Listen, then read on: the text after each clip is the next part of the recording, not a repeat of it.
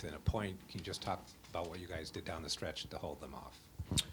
Well, I thought obviously it was really difficult for us to contain their guards going downhill in the pick and roll in the third quarter. I thought we did a much better job in the latter stages of the game with that, and those stops allowed us to extend a little bit, and then offensively, a lot of guys made plays and a lot of guys made nice plays, but I thought Isaiah got into the teeth of the defense a lot in that last 4 minutes and just made the right basketball play.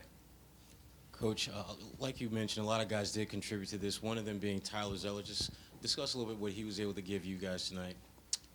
Well, I mean, obviously, Tyler's a guy that's been there, done that for our team in the past, and it hasn't been easy sledding for him.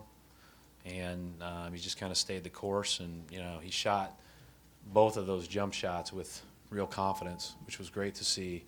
And so we were all happy to see one go in, and for his plays, I thought he did a good job. He adjusted as the game went on, or as the second half stint went on in his pick and roll defense, and he was much better at the end than at the beginning when he checked in. Just in the first half, it seemed that offensively and defensively, you guys were about as in sync as we've seen in a while at both ends of the floor. Well, we were guarding. I mean, that was pretty clear. And then, usually when you guard, you're locked, you're engaged, and then, good things can happen offensively. But we were pretty focused on defending at a better level than we've defended over the past week or 10 days. Jay scored less than he has in a while, but I mean, he was guarding Jimmy Butler. I mean, how much? Just him? I think it was a lot of grit on his part because he didn't even go through walkthrough.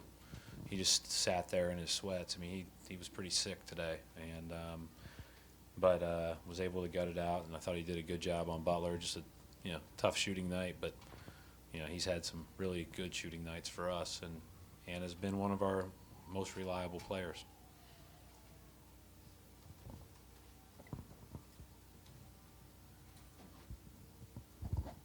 Coach, you talk about Jared Sullivan tonight, another double-double, just kind of in the absence of Amir Johnson. How do you think he stepped up?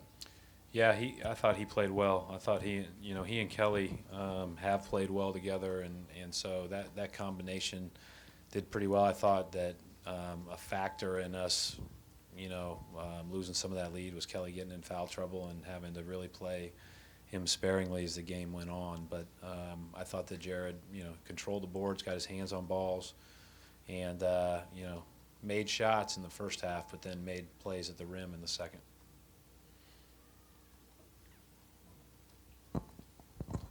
Jay said after the last game, he just hoped the team would get back to its defensive identity. You mentioned it a little bit. I think 14 steals tonight.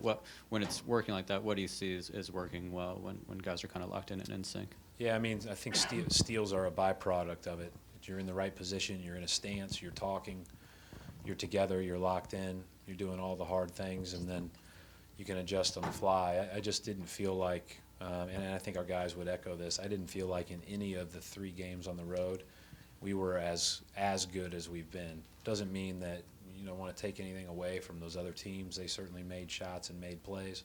We had moments when we were better defensively than not, but we were clearly better from the tip tonight.